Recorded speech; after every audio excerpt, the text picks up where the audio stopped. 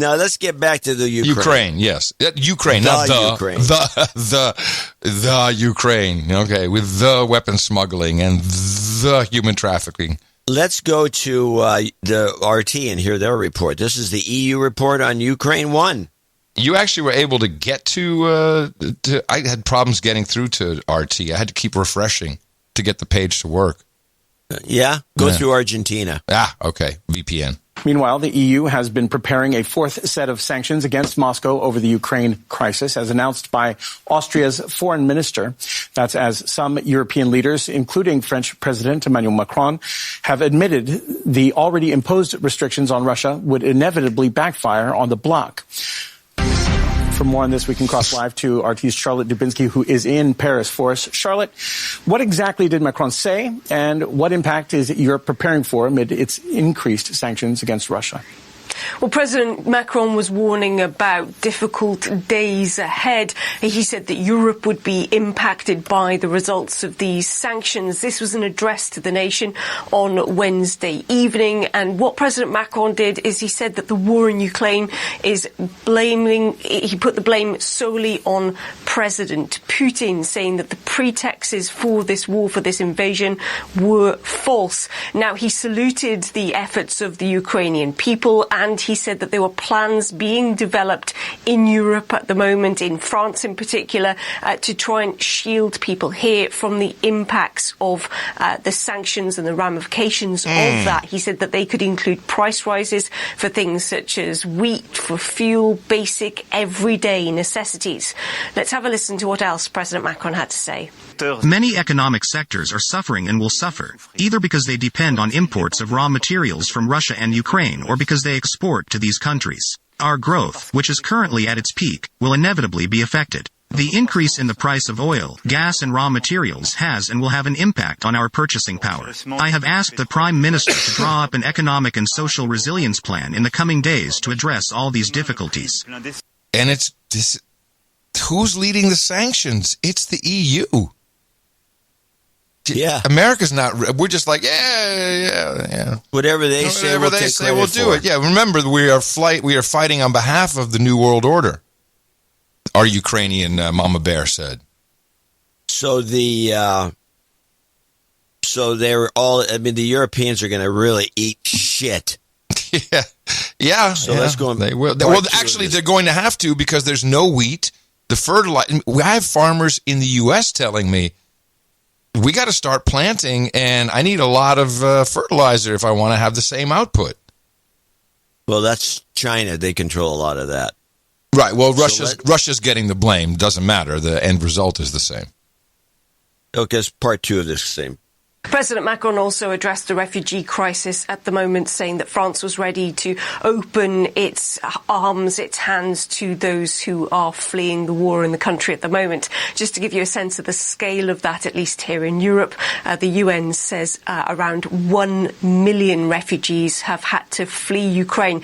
It's described this as being an exodus, and it has called for the guns to be put down, for the war to stop, if only for humanitarian assistance to be able to get into the country to help millions and millions of others. Meanwhile, companies here in the EU are offering free flights and free trains to those from Ukraine who've had to flee their country in order to help them get to destinations elsewhere in Europe. We have also heard over the last few days of other European politicians also warning about how those sanctions against Russia will come to bite here in Europe too. And as airlines are facing restrictions with them not being able to fly into Russia, and Russia having banned some airlines from the EU coming back into the EU, this is this tit-for-tat over who can fly in which airspace. Some airlines say that they are already feeling the pinch of this. Do you feel like you've seen evidence of 1 million refugees? I'm not downing it, actually, but is there enough? Yeah. This is the disgusting part about what's happening. Europe is so tired of refugees. Now to have 1 million flow in without men, from what I understand, means that they will immediately have to go on all kinds of assistance. It's a massive undertaking. You're right. Europe is going to women eat shit. and children. Yeah, they're going to eat shit. You're right. They're completely hosed on this. They are totally hosed, and they're falling into it, and it's all because of the New World Order. This is, this could have been resolved, like with one document. Hey, we won't do this. Here's a doc. It could have been resolved years ago when Russia was concerned, or it would have been resolved if we hadn't lied to Russia in the first place during the George H.W. Bush administration. Mm-hmm. If we hadn't lied to Russia about NATO and done a phony deal that was a handshake deal that we never wrote down, if we hadn't done that, none of this would happen. It's basically George H.W. Bush's fault. Although he may have been well-meaning, it was the guys who came after him that reneged on the deal. And then they all treated it as a crime state. And a lot of politicians, elites, the Biden family enrich themselves. The Kerry family. Yeah, we can't look past that. We can't look past that. There's, the top donors to the Clinton Foundation, Ukraine, like by a long shot. They were really concerned with the world over there in Ukraine. I hate to say it because, of course, there's people living there. There's real humanitarian disaster. Yeah. But, unexpected, no. And everyone's falling for it. Oh, man, they're doing big fundraising, telethons in Europe. Oh, Well, here we go with... And people need it, of course, because a million people will need taken care of. Yes, go ahead. This is a clip titled, Our Ukraine. This is this is the House resolution. We have a Ukrainian woman who is a member of the House of Representatives. Oh, yes, I saw her at the State of the Union. And yes, all dressed up. We'll get there. Costumed. We'll get there. Not just costume, John, lit. There was lighting. There was yellow lighting to accentuate the Ukrainian colors. It was really crazy. So here we go with this woman comes on, but the intro is kind of interesting too because it makes a point that I had to do a little research on something that was said. The House of Representatives has overwhelmingly approved a non-binding resolution expressing solidarity with the Ukraine. Right. NPR's Deirdre Walsh reports on the show of support for an ally under attack. Ukrainian-born Indiana Republican Congresswoman Victoria Spartz spoke emotionally on the House floor about how inspired Americans were by those fighting back against the Russian invasion. And they see your struggles and praying with you and standing with you. And this resolution from with the people, from this United States Congress, is an evidence. The resolution demands an immediate ceasefire and full withdrawal of Russian forces from Ukraine. The measure backs economic sanctions against Russia and reaffirms Ukraine's sovereignty. It also puts members on record, saying the House of Representatives would never recognize any government Russian President Vladimir Putin attempted to install. I've never understood these resolutions. Who gives a crap? It doesn't do anything, does it? Nothing. PR moment. No, it doesn't do anything, but it's a resolution. Yeah. We resolve. Yeah, it's a PR moment. It's a grandstanding. Yeah, grandstanding. In the highest levels. Yeah. Okay. Okay. Okay. So, smash that like button. So smash it. So we got to get the wrap down. Hit subscribe. Smash that like button. Ring the bell. Ding ding. So. This is an NPR report, and they say that we make the comment at the beginning, an ally under attack. So I had to say, wait, what? What ally? When has the Ukraine been an ally? Well, the ally of Joe Biden and Hunter Biden is a big ally of theirs. Besides the corruption. So I looked it up. Yeah, never. They were actually, I said, what did they ever do? I mean, were they involved in anything that we were involved in? Where we need during World War II? Who was our ally in World War II? Russia, who really pretty much defeated the German Nazis. Who was the ally of the German Nazis in World War II? Ukraine. Yes, they're still there. So I said they're not an ally. I looked it up. It turns out I was wrong. Uh-oh. They were allies with us in Afghanistan. they had because they hate Russia. Because they hate Russia, just to be there, stomp on old Russian territory. The recent Afghanistan. Yes, I understand. They had 11 people there. Yeah. And they increased it over the years to 29 people total. And they were so important to us, I guess, that I'm reading this from one of these military journals, Global. Ukraine. This is after the thing's over. Ukrainian soldiers abandoned U.S. base. Way to go, guys. We left them behind. Wow, we are dicks. So, I mean, what kind of allies are these? And they were over there. Earlier, the TV channel 24 reported that there are 12 Ukrainian servicemen at a military base in Afghanistan, citing relatives of the military. We probably forgot them, honestly. We just forgot them. We didn't leave them there. It's like, where are those dudes? Where are they from again? I don't know. I'm still having trouble ordering chicken Kyiv. I mean, I'm very confused about the whole situation.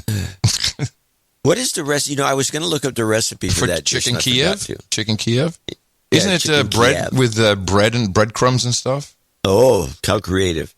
So it's Ukraine. Let's see. Go ahead, continue. I'll look it up. This creation of our great ally and friend Ukraine is really annoying. And we've been getting some notes. There's a lot of we have Ukrainian listeners. Yes, we do. We have one guy sent me a nasty note. I got several nasty notes, yeah. Specifically complaining about your giggling. Yeah. Oh, you got that too? Yeah. And I'm thinking, the thing is, you don't giggle. No, not like Kamala. Well, she cackles. Yeah. You chortle once in a while. I do chortle, yes. Yeah, you'll chortle, but you don't giggle, because giggling... It's silly. This guy, so I said to this guy, I said, and he's going on about this thing. I said, so where in Ukraine are you? San Diego. And he sends back, he's in Toronto, Canada. Yeah. So, I know. Close enough. Exactly. Chicken Kyiv, since we can't say Kiev, is essentially Kyiv butter with an egg, and then you coat the chicken breast and pull it through breadcrumbs, just like I said. Wait. So you take some egg and you mix it with some butter. Yeah. And then you get your panko breadcrumbs. You know the ones from Ukraine, panko. It's from the bread basket known as Ukraine. In the egg and butter. Uh-huh. And then you... Kyiv butter, John. Kyiv butter. I don't know what Kyiv butter is. Kyiv butter is a Russian-style butter. It's just like... It's a European style. Oh, you do put... You can stuff some cheese in the... No, you stuff each chicken breast with 1 tablespoon of Kyiv butter, close the pocket, and then flour that up with some, dip it in the eggs with the Kyiv butter, and then then through the panko. Yeah, it's like a chicken parm, I guess. It sounds like it, except that there's no Parmesan involved. No. Let's go, after listening to this, let's go to listen to this, a couple more clips. Mm-hmm. This is... The Republicans had a press conference. They had the second guy in the Foreign Relations Committee, this Reich character, and the Republicans come on to show that they've in unity. They're all with it. Oh, they're all in. Yeah, all in. Yeah, the Republicans are all in. Ukraine, Reich, and the Republicans. And a great representation of Republican leadership in support of the Ukrainian people. Leadership. At this perilous time, we feel obliged to do all we possibly can to preserve the lives of Ukrainians that are perishing every day. Women, children, civilians. Dogs. I applaud the sanctions the President has put in place. These are indeed good steps. But the sanctions have not deterred Putin's military, and we believe we must do more. Mm-hmm. We must sanction all of Russia's banks and appropriate industries and include secondary sanctions. With Nord Stream 2 shut down, we now must help end Europe's dependence on Russian oil and gas for good. The President should rescind his executive order from last year that shut down oil and gas production in the United States to a large degree, and then we can help Europe. We support the weapons and other assistance that the President has provided to the Ukrainian military, And I have immediately, as ranking member of Foreign Relations Committee, signed off on every request to send weapons immediately when it was presented. All right, let me break this one down because this is obvious because it's all political. These a-holes are all in favor. They're currying favor, as it were, because they want to use this to create, and you literally heard it, like, shut it all down, stop them all, because they want to go back to their donors and open up all the drilling and everything, the pipeline and everything, so we have energy independence. They're using it for their own political gain.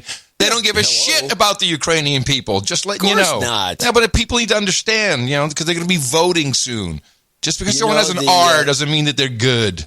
The thing is about shutting them. The only banks that are still available to the Russians for we'll get to that. We'll get to that. SWIFT are for the oil. We'll get to that. Yes, there's all kinds of shenanigans. So let's listen to part 2 of Reich here. There's a 40-mile convoy of Russian tanks stalled outside of Kiev. They have not been destroyed because we have not supplied enough weapons to the Ukraine. Again, we must do more.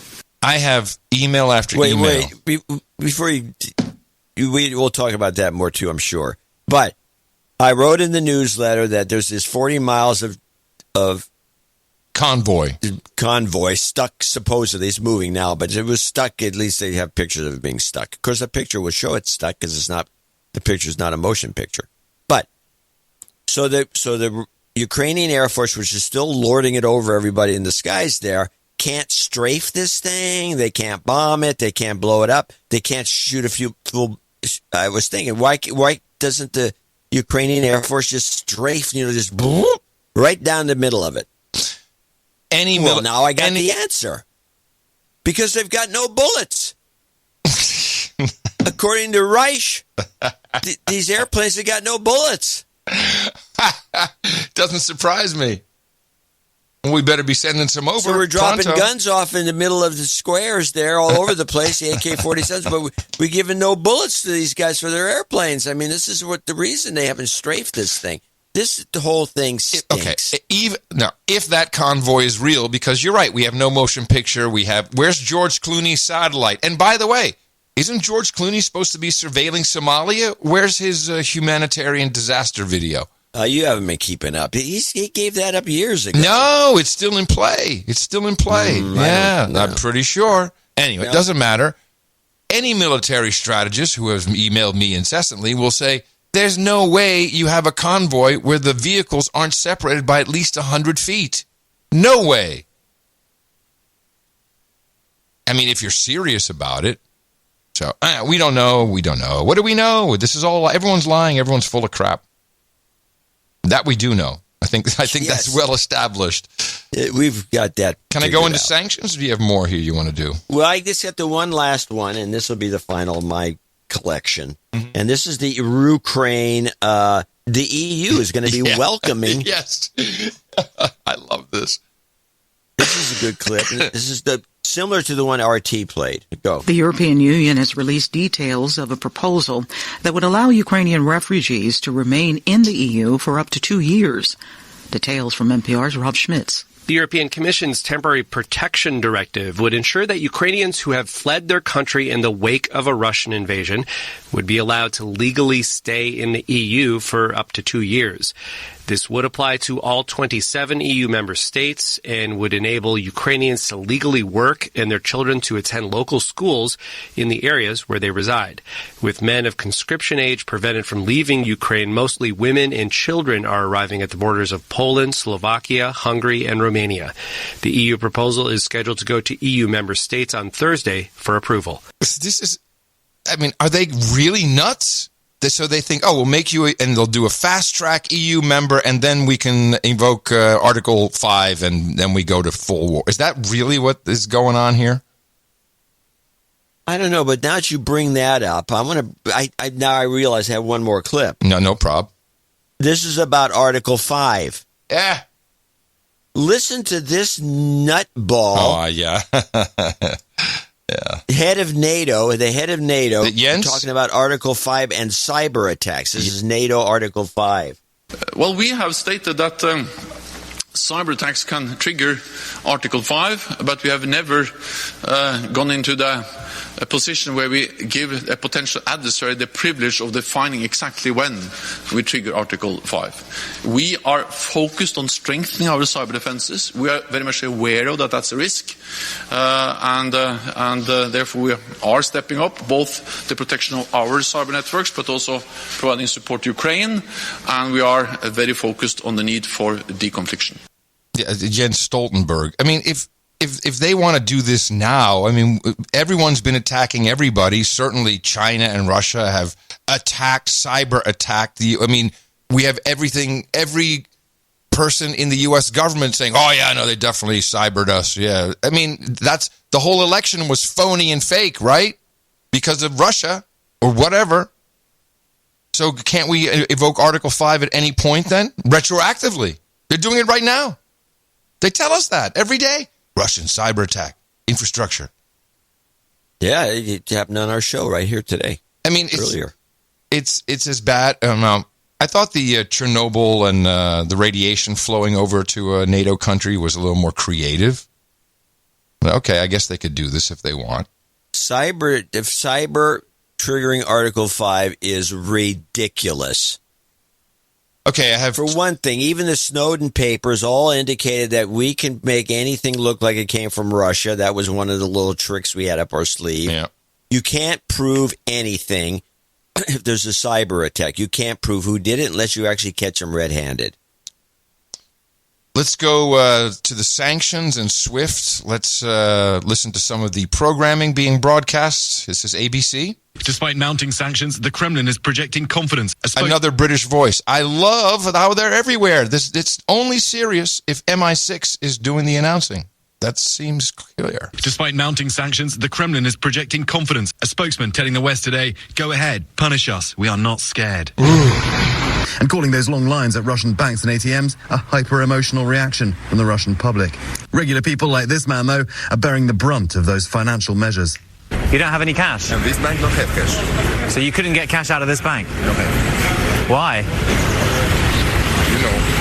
And Russians abroad are also facing issues getting home. Their flights cancelled and bank cards are not accepted. Visa and MasterCard now blocking some transactions because of the sanctions. Joining the list of companies altering their business practices in Russia, Apple, Nike, General Motors, our parent company Disney, the National Hockey League and TikTok. And tonight, with Russia increasingly cut off, Vladimir Putin's state of mind is now in question as he unleashes that attack on Ukraine. I will tell you, certainly the rhetoric, the actions, the justification that he's making for his actions are certainly deeply concerning to us. And we're joined now by James Longman in Moscow. And James, in a real sign that these sanctions might be affecting not only Russia, but the Russian people directly, what have you seen about the value of the ruble tonight? Well, David, the ruble is now worth less than a cent against the dollar. And tonight, Putin is so worried about capital flight, he has banned all individuals from taking more than $10,000 out of this country. This is dark days for Russia. Dark days. This is very interesting. Wait. What? Why were they making a fuss about the $10,000? This has been the policy of the United States forever. Exactly. If you see it on your little thing that you fill out, your little form, if you travel international, you can't take more than $10,000 out. You can't take of the more United than States if you're an American. You can't take more than $10,000 out of the bank without an automatic SAR, suspicious activity report. Exactly. So why is this all of a sudden a big deal when Russia has the same prohibition? Because it's a dark day. Please. The sanctions are working. It's a dark day. It doesn't matter. They could have said 100,000. Oh my, that's a horrible restriction. This is the total cancellation of Russia. And, we saw this going back to the first Olympics where the Russians were not the Russians. They were the Russian Olympic athletes. But now the Russian Olympic Committee. There you go. Olympic Committee. ROC. But this is where you hear all those companies, all ESG companies. So they are now forced by the environmental social governance to divest. Oh, it's happening, and Russia's part of the ESG deal. Yes, you gotta eschew Russia. This to me, I'm telling you, the more I watch this and the more this continues, the more I look at it and think, buy low and sell high. This is some sort of a way to get cheap, to buy Russia cheap. I mean, the ruble itself, I've seen this thing go up and down. This is got Soros written all over it.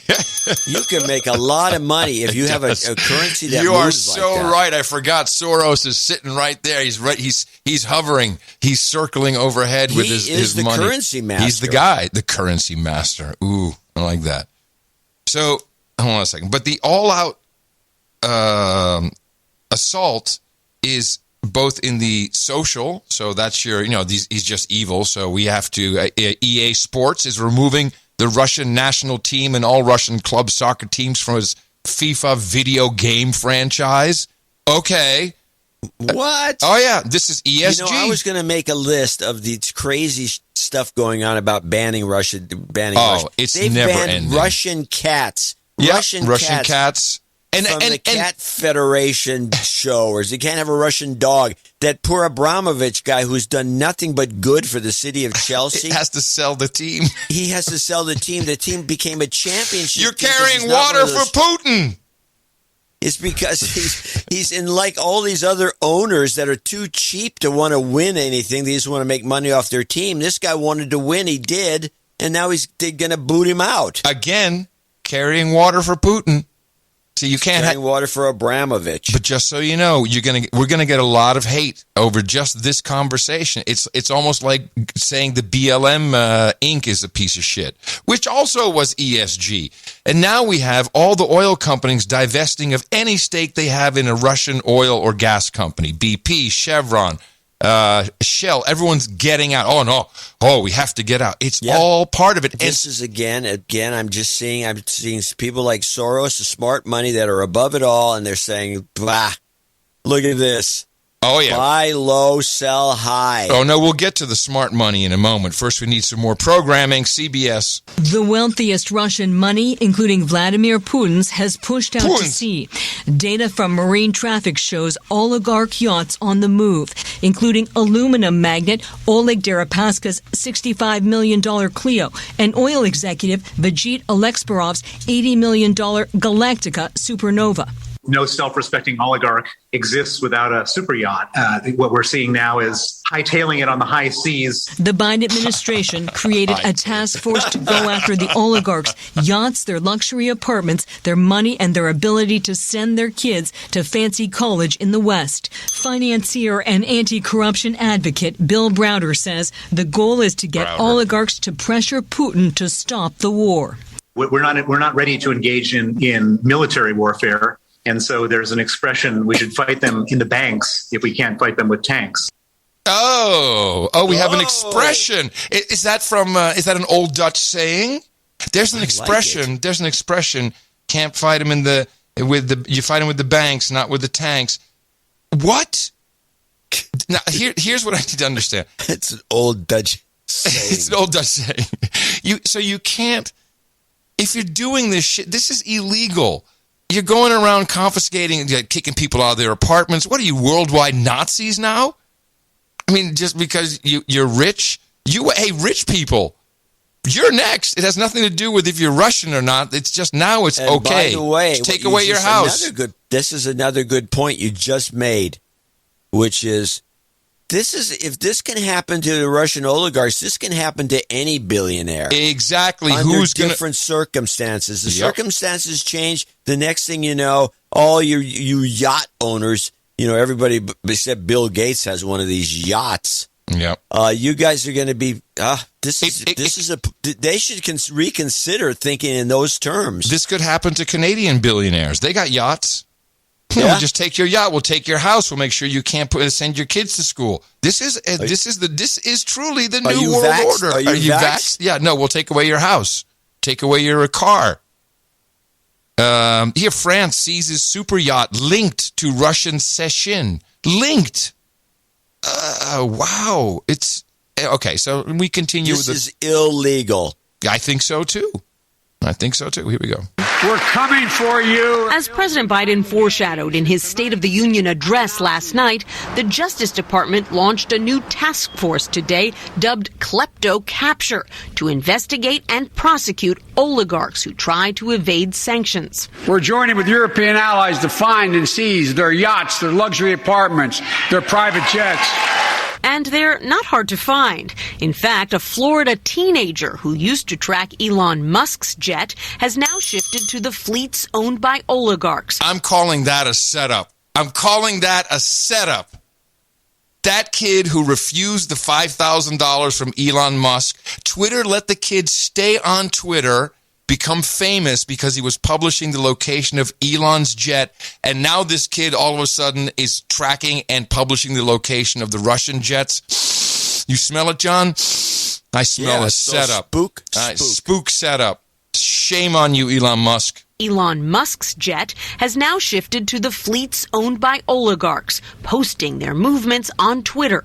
Russia's richest man, Alexei Mordashov, now on the EU's sanctions list, recently moved his $500 million super yacht to the Seychelles. With the writing on the wall, UK-based billionaire Roman Abramovich announced he was selling London's powerhouse Chelsea soccer team. The profits, he said, would go to benefit victims of the war in Ukraine. My guy doesn't want to get killed. He's like, hey, I'll sell it, and any profit, I'll give it to Ukraine. Don't kill me. So now so now we have to confiscate aircraft. There's no European aircraft are allowed, or Russian aircraft are allowed, I think, in any airspace now, certainly not the EU or the U.S. So now, the planes have to be confiscated. Well, this is a problem. Here's Phil, I don't have a clip, Phil Seymour, president of the Association of European Leasing Companies, who own most of these aircraft. He says, return 520 aircraft. Okay. If the Russians, they're leasing them, we have to go get them. So how do they fly in? They can't leave Russian airspace if they're there. Drive them in. Let's say we could have a handover at Russian airports. At that minute, the planes would no longer be Russian. But of course, a non-Russian plane's not allowed to fly in Russian airspace either. So this is total horseshit. This is all posturing. It's all bullcrap, and I can prove it. Well, we'll do one more propaganda clip. Global markets rebounded, but oil prices, they continue to soar, and that's as new sanctions targeting oil and gas-related equipment were imposed. Some Republicans, though, want the Biden administration to go even further and cut off oil and gas imports from Russia entirely. Meanwhile, another impact of these global sanctions, aside from higher gas prices, is higher jet fuel prices, which means we could all be paying a lot more for our airfares in the coming weeks and months. Meanwhile, there's another growing push to sanction Russia's use of digital currency, which could be used to get around financial sanctions imposed on the Kremlin. This morning, while I was prepping, I didn't get any clips. Elizabeth Warren went off while she was talking to Powell, the chairman of the Federal Reserve. The Russians are using Bitcoin. We got to ban all crypto. I mean, Bitcoin immediately drops like $1,400. And she just went on and she was hammering. And Powell's like, you got to talk to someone else. You can't talk to me. Oh, no. Get out of here. So yesterday, while I was driving back from Dallas, I had the opportunity to listen almost the entire first day of Powell, the chairman of the Federal Reserve, the central bank, which is, hey, what? You can't take a chance like that. Like you could fall asleep and go off the road and kill yourself. The show would be ruined. I was riveted. I loved. You can't be Powell. Yes. Oh, I have a clip too. I'll get to the clip in a moment. So all the senators, you can hear they're all kind of asking the same thing. And okay, so now we've kicked him off SWIFT, and he says, "Hey, SWIFT, that's we just do whatever the government tells us. We're not in charge of SWIFT. And by the way, no one's in charge of SWIFT. It just took a majority vote, which was kicked off by the EU. We already determined that they're really screwing Russia by cutting off their central bank, but they've left all of these different avenues open. Now, again, the patriotic American companies, the patriots, and I'm talking about Trump patriots and people who truly believe that we've got to fight for the Ukrainian people. They will not do business with Russia.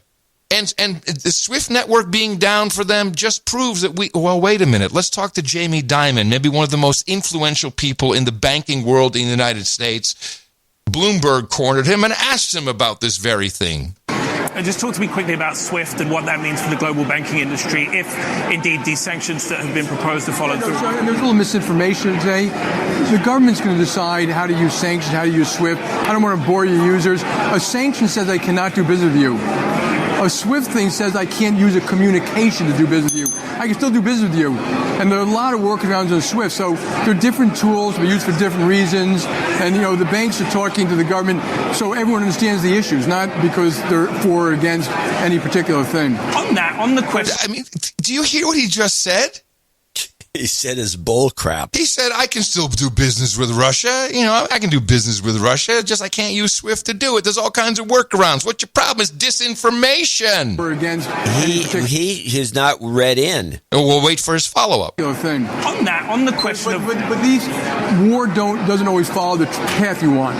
Financial sanctions don't always follow the path you want. So people should be very thoughtful how they go about these things. But the question of workarounds to SWIFT is a very important one, because that seems to be a concern that if an alternative system is established and begins to get traction, that can present real risks to the sort of financial stability of the West. Well, but remember, they can just stop us from doing it by telling us. A sanction is very targeted, very specific, very clean, and depending on how you apply it, you can apply that in multiple ways that you can't get around. There's no workaround in that kind of sanction, nor should there be. I'm an American patriot, and we're going to do what the American government tells us to do. And so I think people worried. I think they're more worried about the unintended consequences. What countries do you hurt? What people are going to do workarounds? How you fix that in the case you shouldn't. Remember, the government itself wants to have an open conduit, it looks like, for energy payments. So there are a whole bunch of issues they got to work through. And this cuck is standing there going, yeah, there could be some other unintended consequences. You screw some other countries, people can't eat, but and he's there at his J.P. Morgan Chase conference with no tie, 2 buttons open, like I want to get laid. Yeah, creepy guy, and then to say I'm a patriot. So I'm very interested in the SWIFT thing, because just like when it comes down to seizing billionaires' yachts and houses and not letting their kids go to school, whatever, sell your football team, how can we think that any country will want to be connected to SWIFT if this is what can happen? Everyone's scrambling to go to, I think it's CISP, CHIP, something like that. It's the Chinese interbank system. They're all talking about, alternates. It's like, are you crazy? Any other country in the world is like, well, these a-holes over there, the New World Order, they might just cut off the money, and then I'm stuck and cut off my central bank. And so this is to destroy it and take these things all together, including climate change. It seems to me the idea here is to make energy so expensive that we might not even be able to produce anything, close the factories, I don't know, sit at home, here comes your universal basic income. The money is, remember Antonio Guterres, the UN Secretary General, right after let's kick COVID's ass, he says transform the global financial system. I think we're seeing that in real time. It's taking place. Now, if you take those two things, energy's too expensive, we want to go to green economy, windmills, fairy dirt, and all this stuff, and you're weakening the petrodollar. Fairy dirt. You're weakening the petrodollar. The whole reason the dollar is the reserve currency. You're weakening the system which people use it. Now we go to the chief of the Federal Reserve, Powell, saying, hey, can any of this affect our money, our dollar, which is supposed to be Merca? Can that affect us as the reserve currency of the world? We do benefit from being the reserve currency for the main reserve currency for the world. And that really is because we have open capital accounts and the rule of law, and we have inflation, over a long period of time under control, so that the dollar preserves its value. And so our markets are the most liquid, and it's the place where people want to be. Over time, the question is, if some want to move away from the dollar, what will be the effect on us? I don't think it's something you would feel right away. Over time, they would have to create an economic ecosystem, whereby another currency becomes, a better currency for them to use. What we can do is we can make the dollar the most attractive currency by continuing to have the rule of law and open capital accounts and make it an attractive place for people to invest and to use in their businesses. There wouldn't be any short-term effect of that over time, though. I suppose it would diminish our status as the reserve currency. It's also possible to have more than one large reserve currency, and there have been times when that was the case, and so it's not really clear. What did he just say? Did he say? You know what's weird about that commentary? I'm glad you got that, by the way. Why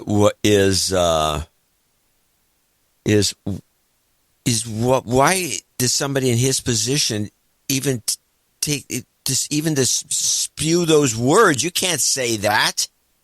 Also, from what I understand, him saying we're going to raise 25 basis points in 2 weeks, I think that's also unprecedented.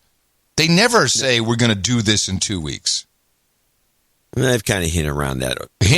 Yeah, but he said it. He says I don't think that was. I heard the commentary on CNBC. They were all flipping out over it. I've never heard a Fed chairman do that. Yeah, they should be flipping out over what you just played. Exactly. And then for him he ends it kind of bumbling like, blah, blah, I don't know. And then, okay. He's Biden's pick. I mean, he came in from the Trump administration. Repick. But Biden signed him up. Why would Biden sign? Normally you get rid of that guy and you put a new guy in for your administration. Biden didn't do that. No. This is playing into the hands of the Chinese, which is what Biden is doing. And Biden's working for China. And if you look, okay, now this is where it gets a little freaky. I'm going to take you into the world of Theramin. So the thinking is, I love this, that the Chinese interbank payment system, and it's ISO like 2,4900 compliant, which is exactly the compliance that XRP has and Ripple. That this is going to be there's two ways this can go. We either go with the total elite system that locks us down into some vague. I don't like XRP blockchain. It always seemed like a mess, and it was filled with all kinds of conspiracy theories. Or are we perhaps going to revisit Nasara? Do you remember this? No. All right. So I have just a bundle of SDRs. No. Nasara is what was supposed to happen with Trump and what his plan was. We've touched on it a couple times, but I found a guy, a Dr. Young, who explains it in 2 minutes. It's worth a listen because this is trending again, and I've had my eye on this for, oh my gosh, maybe 10 years they've been talking about this. Hi, my name is Dr. Scott Young, and today I want to talk to you about Nasara. So we're going to do a series of little tiny videos to explain different things. In Nasara, that's National Economic Stabilization and Reformation Act. It was actually done by Clinton at gunpoint. But you don't realize that in 2000. It was supposed to come into effect in 9/11/2001, but they killed it. And then we have been waiting for year after year because this past year, or 2 years ago now, 2020, was supposed to be the year that we had to deal with this, because we were either going to see the Great Reset or we were going to see Nasara. Now, the Great Reset, we will talk about that one. Well, I'll hit it up right now, but the Great Reset is done by Klaus Schwab and all the idiots at the Economic Forum. They believe you'll own nothing and you'll be happy with that.